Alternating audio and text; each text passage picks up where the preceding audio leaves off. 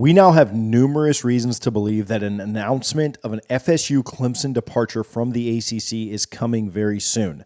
Now, this new info is not coming from an official inside source, as there are way too many moving pieces around this for official sources to be able to confirm exact timing. Plus, if you say something is going to happen on a set date and it doesn't happen until a few weeks later, everyone in the world pulls out their pitchforks. Ultimately, you end up looking like an idiot, and your sources do too. So we're not here to tell you that FSU and Clemson leaving is imminent. Instead, we're going to present all of the evidence out there, stand back, and let you come to your own conclusions on just how imminent this is.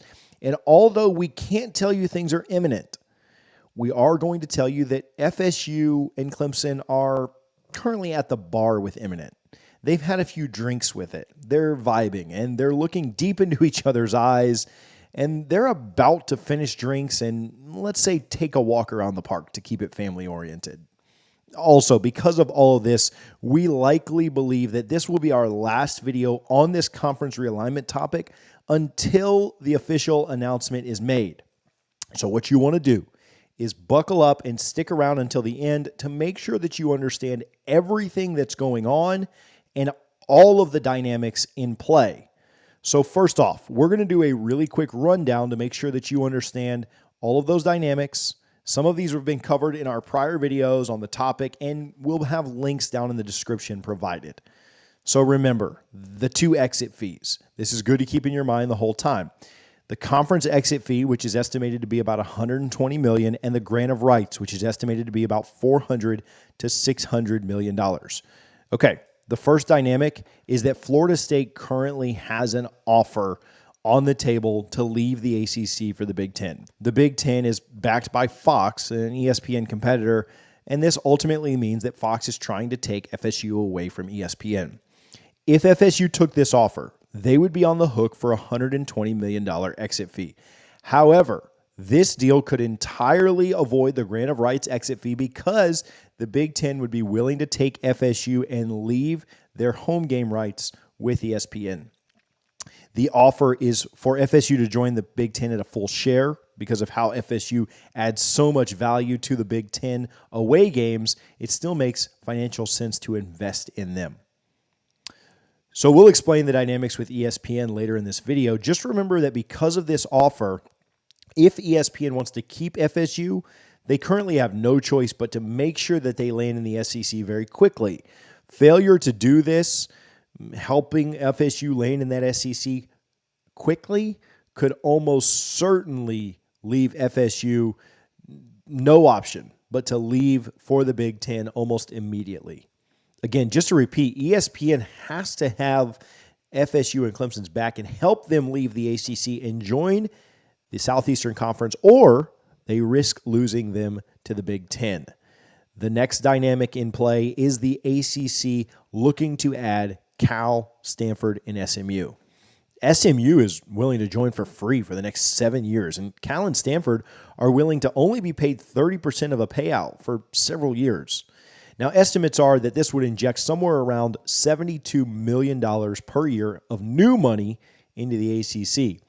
This new money does not come close to paying the difference between the ACC payout and the SEC and Big Ten payouts, unless maybe you gave all of it to one team, which obviously would never happen. In just a few short years, the ACC is going to be about $50 million or more behind the SEC and the Big Ten. So splitting $72 million 15 ways is just not going to get you very far. Even just splitting it among the top 3 teams in the ACC wouldn't get you close to where those other conferences are. In addition to this, there is a composition clause which gets triggered. In regards to this, Brett McMurphy recently tweeted, one reason the ACC is considering adding Stanford, Cal, and SMU is ESPN's media rights deal with the ACC. It allows the ESPN to renegotiate and drop revenue if league drops below 15 members.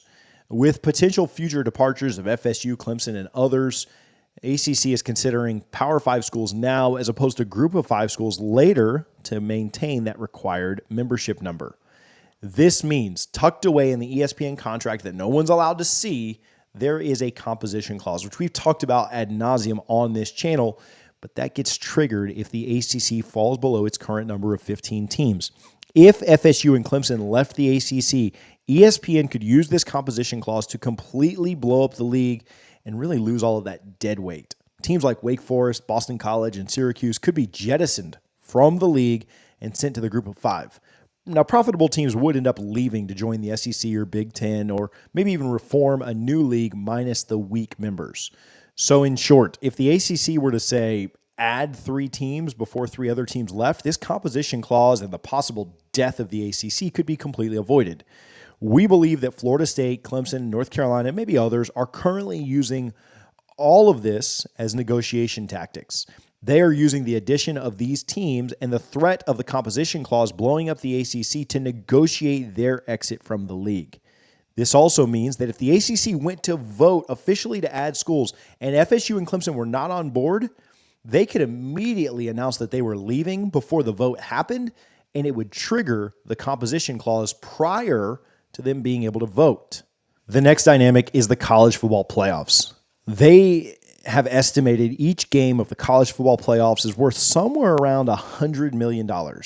In regards to this, Nicole Auerbach of The Athletic recently tweeted something, and the tweet is in reference to comments made by college football executive director Bill Hancock, and it reads, "We're going to have to wait until the dust settles before making any decisions about how it might affect the college football playoff. It would be premature to play musical chairs until you know how many chairs you have," Hancock said. Now, what this tells you is that the college football playoffs is unwilling to make any decision about the ACC champion getting an automatic qualifier, an automatic bid, until they find out what's left for the ACC. In fact, we believe the college football playoff is being used as a further leverage against the ACC. The ACC can either play ball with FSU and Clemson and negotiate a reasonable exit and avoid a messy divorce, and Florida State Clemson triggering that composition clause and risking the death of their own league by playing ball. So to summarize, here are the players and here are the pressures at play. ESPN, what do they want? Well, they want to make as much money as possible, and the best way they could do that would be to keep FSU in the very unfair ACC contract. But their desire to keep FSU in that contract is in danger because the Big Ten and Fox are willing to take FSU right now. They also want to make sure that the conference that they own gets as many seats at that playoff table as possible because each game is worth $100 million per. They absolutely want to avoid a legal fight with FSU and Clemson, as it would have dire consequences to Disney and their brand, which we've covered in other videos. This would also all happen during an election year. What about the ACC? Well, they don't want to lose FSU and Clemson. They want to add Stanford Cal SMU to avoid ESPN's composition clause. And they want to make sure that their conference champion has a seat at the playoff table, like we talked about. And they want to make sure that they get the most value possible out of the FSU and Clemson exit. What about the SEC? Well, they want FSU and Clemson. There's no two bones about it. And they probably want North Carolina and others as well. And they also want to be able to leverage adding FSU and Clemson to get a new deal with ESPN so that they're paid equal or better than what the Big Ten is currently paid. And again, for the SEC, they want as many of their teams at that playoff table because each game is worth that $100 million per. What's the Big Ten want? Well, they want FSU and Clemson, likely North Carolina and others as well. And they're willing to pay a full share to add FSU, even with the grant of rights issue, so that they can avoid the grant of rights issue completely by just paying the away revenue. They want to make sure that their conference, much like the SEC, has as many seats at that playoff table as possible because, again, it's worth $100 million per game. The question remaining is whether or not the ACC makes the right choice here. Do they negotiate a fair exit fee and avoid a legal fight and avoid the composition clause and preserve their playoff spot and avoid all of the drama that would come with it? Or do they refuse to negotiate a fair exit fee and they lose out on Stanford and Cal to another conference, trigger multiple legal fights, trigger the composition clause, and risk being dismantled entirely? These are the negotiating factors behind the scenes, and we've been here every step of the way explaining to you how they all are going down. FSU has a major Board of Trustees meeting coming up on September 7th and 8th, and we are hopeful there will be more clarity coming prior to or during this meeting. So we ask you again, with all of these dynamics in play, how imminent do you believe that FSU and Clemson's departure from the ACC truly is? I'd love to hear your thoughts down in the comment below. You've heard mine. Now it's your turn. Let me know what you think. We'll talk to you guys soon. Go Noles.